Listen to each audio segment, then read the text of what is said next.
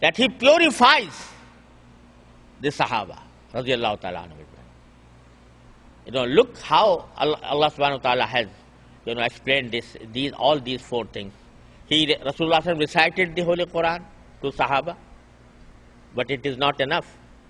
He was interested to teach them the book, that is, the meaning of the book. This is not enough. He was also interested to teach them the wisdom, but still it is not enough. The fourth function or fourth objective is mentioned as tazkiyah, that is purifying them. What does it mean? Sahaba radiallahu ta'ala anhum learned the Holy Quran, learned its meaning, learned its wisdom, everything. Still they needed something more, that is tazkiyah, that purify them, which means that a person sometimes is spoiled of some inner instincts that lead him astray. For example, someone develops jealousy. Jealousy is a disease, is a disease of heart. So Rasulullah was supposed to remove this and purify Sahaba from this.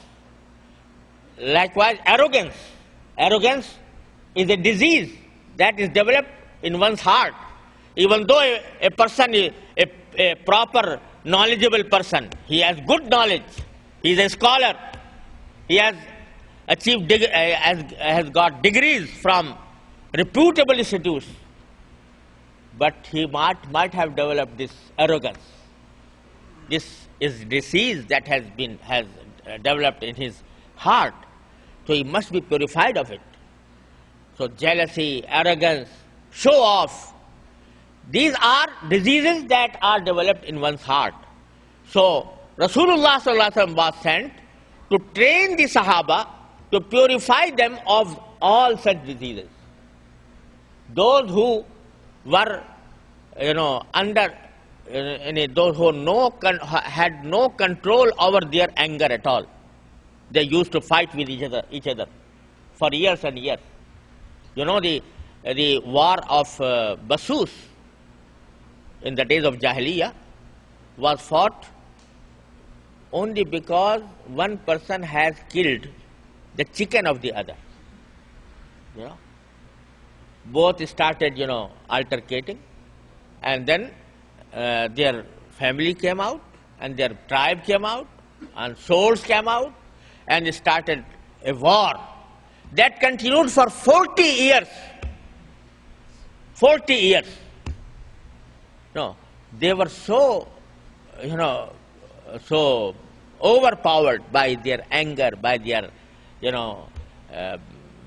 bad instincts. But when Rasulullah came to this world and he purified them, now the same people controlled their anger, and they did not move a step unless there is a permit from Rasulullah sallallahu alaihi wasallam and from Sharia. Umar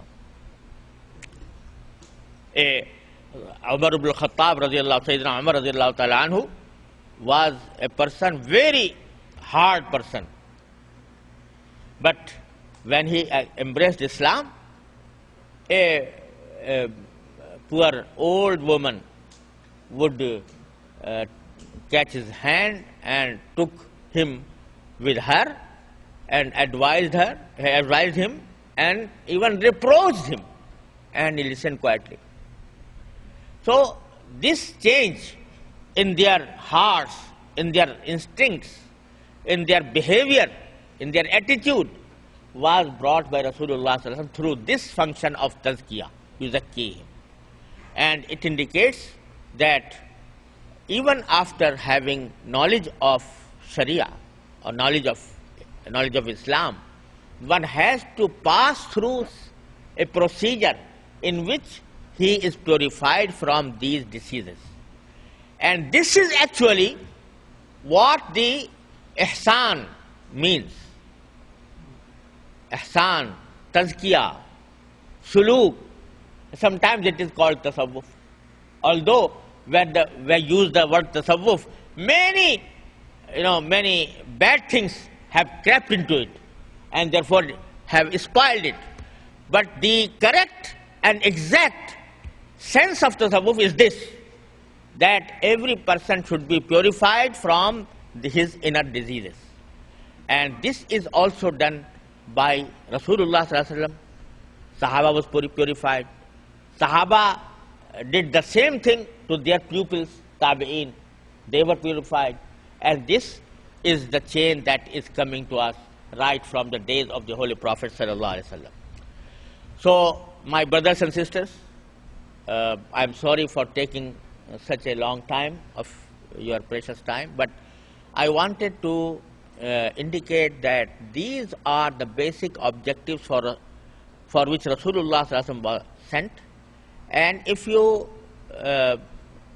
see the madaris, this Darul Uloom, for example, or any other Darul Uloom, in fact, they are working for these four objectives. They have Hifz class or Quran class in which recitation is taught, how to recite the Holy Quran. They have Islamic Sharia classes in which they teach the kitab, the Quran, what is the meaning of the Quran, and what are the precepts of the Holy Quran through hadith and tafsir and fiqh, and what is the wisdom. This is also taught within the fiqh books and asrar books, etc. And it is tried that an atmosphere in these education institutions is created that may help one to purify himself from these bad instincts that he has in his heart sometimes. So this is the basic objective of a madrasa or a religious institute, and we should try to take as much benefit of these institutions as we can, and also to design our lives in a way that these objectives are fully met. May Allah subhanahu wa ta'ala give us tawfiq to act upon the Holy Quran and the instructions of Rasulullah sallallahu alaihi wasallam. And at the end, I express my gratitude again to the people of this Darul Uloom who have achieved this goal by establishing this Darul Uloom, and they have done a remarkable achievement by establishing such an institute in this part of the world. May Allah subhanahu wa ta'ala guide them, may Allah ta'ala grant them success and accept all these efforts. Wallahu subhanahu wa ta'ala huwa al-muwaffiq wal-mu'in wa akhiru da'wana anil hamdulillahi rabbil alamin.